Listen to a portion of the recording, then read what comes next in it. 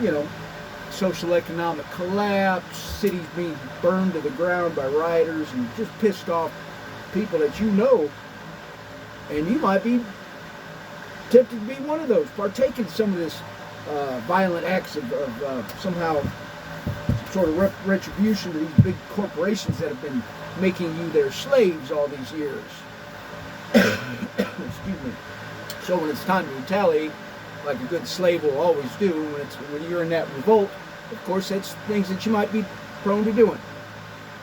It wasn't long ago, believe me, and still the thought crosses my mind, talking about these rogues, these groups of bad folks touring the countryside, burning and raping and pillaging these cities to the ground as they do it, raping for all its resources and everything else, and moving on to the next one.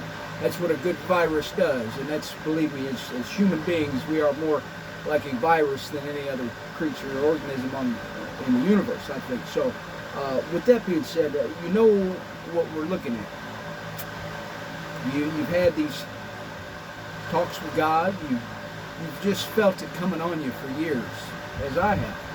I mean, I've been saying it for a very long time, before I was even any kind of, call me what you will, you know, whatever. I've been called, oh, you're a prepper, or you conspiracy theorist, or no, it's simple mathematics for one, and for two, it's probable beyond any kind of, you know, if you're a betting man, well, guess what? This is a pretty much sure thing. Even sure things aren't sure things until it's said and done with. So, I hope I'm wrong, but if I'm not, there is nothing wrong with you listening to what I have to say. And I ain't going to say it more than once. I've told some people along the way, you know, give them a little hint here and there, you need to do this, you need to do that. If that's what you want, and that's what they're telling me they want, well, I'm going to tell you how to get to it. I'm not going to do the work for you. I might help quite a bit, but I'm not going to do it for you. This is your baby, and you're going to have to raise it. But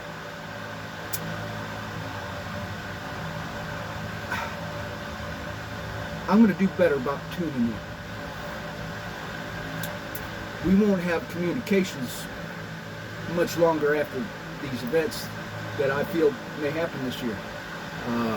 The communication gap is going to be so vast that we won't be able to thrive as easily. We won't have strength in numbers because we cannot communicate.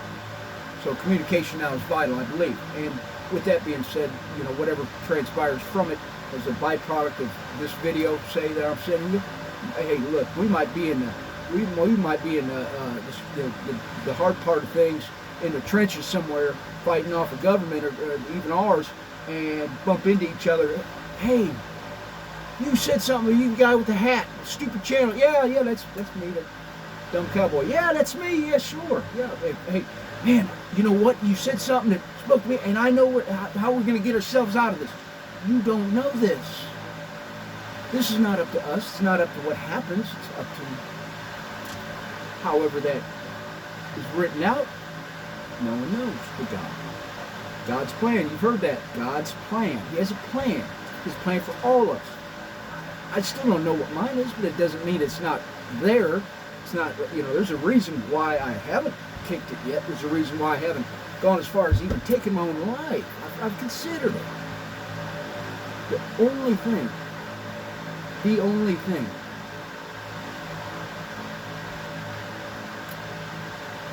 is greater than me. It's power that, you know, when gives you chills. Pull the trigger, and when a gun doesn't go off. Oops. Sorry, not my time, because I have a greater destiny to fulfill. So, maybe it's something I'm doing now. Usually in life, I believe you work your way towards that. Even the bad things that happen to us detour us around the things that we weren't meant to experience. The good fortune or the misfortunes. We are meant to take that path. We don't have a choice about it. Now, we do have choices in the interim of some of these things that we may feel led us to that place, but you know what? If you're still here, the time isn't up yet. if one of those choices you feel you made, are you sure it's you that made those choices? I'm a recovering drug addict. I know this man that I'm conveying to you right now is not the man that I once was, because I thought I was making the choices. Maybe I was making the choices. I let the devil in. I didn't just live. I lived to get high. I'd have done anything for it. I'll go without eating. I'll be fine. Give me my fix. So, with that being said, those choices, yeah, you make choices. You're listening to one of two things. One of two options that you will always have in life, the choices that you make, period. No questions asked. I'll prove it to you. The difference between right and wrong. Your mama did not have to tell you the difference between right and wrong as a child. When you did something, when you took a cookie out of the cookie jar when you weren't supposed to, you damn well knew and felt it then, probably before you could talk or before you could comprehend what you just started to comprehend what you're doing. I know I like cookies. I'm going to go get a cookie if the jar's right there. You know what you knew in your gut. You questioned yourself whether or not you should be doing this. Hey, we're doing it as a kid. We might get away with that too sometimes as a kid. Well, the devil let himself in as soon as you're able to comprehend. The devil will. He needs a jump start. We'll just say. He don't sit back like God and have St. Peter check your file at the gates, pearly gates up in heaven. No. He puts that trust in us. We had once had that trust revoked. Ask Noah. And so that is the choice. The two choices you have are right and wrong. And you instinctively have this in you. It's in your gut instinct. It's in your, you say you want to pray about it. Fine, this is all part of what I'm talking about. The difference between right and wrong is the difference between good and evil. It's the same. It's nearly identical. Just with some different moving parts. But it takes you in the same direction, no matter what. So, how we will go forward is with faith. That's the only thing that will save us, is faith. Faith in God. There can only be one God. However, this land that we live in, we have freedoms. Freedoms. Liberties. These are liberties. This isn't a democracy, by the way. These are liberties that we have as we the people. Us the people of this country. These freedoms and liberties, our families have sacrificed loved ones for.